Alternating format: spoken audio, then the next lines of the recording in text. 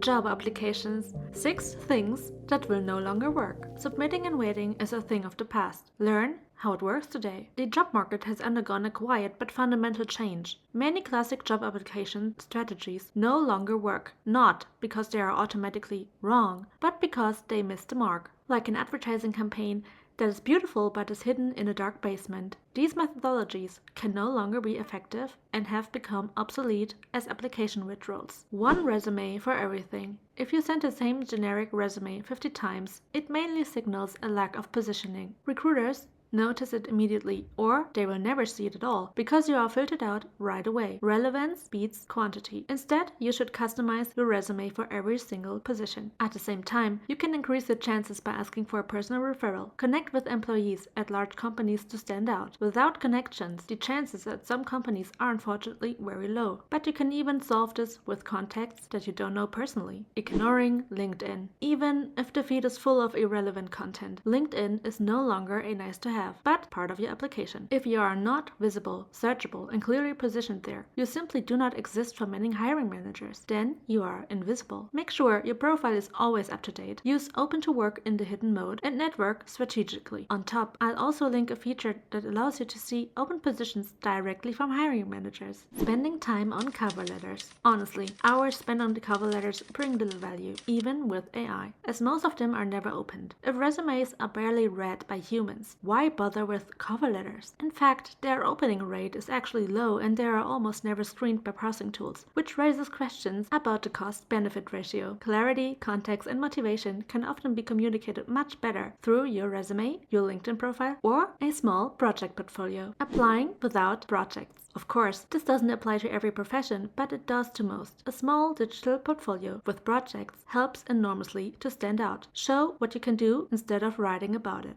And no, they do not have to be paid work projects. The famous passion project, personal, university, or independent projects count just as much. They show your way of thinking, your motivation, and your ability to execute. A project portfolio can be a professional website, but it doesn't have to be. Free tools like Google Slides, Canva, Notion, or Figma are completely fine and very helpful. Waiting for recruiters and hiring managers. Active sourcing, being contacted by recruiters and headhunters on LinkedIn, has almost disappeared. Much better, become proactive yourself.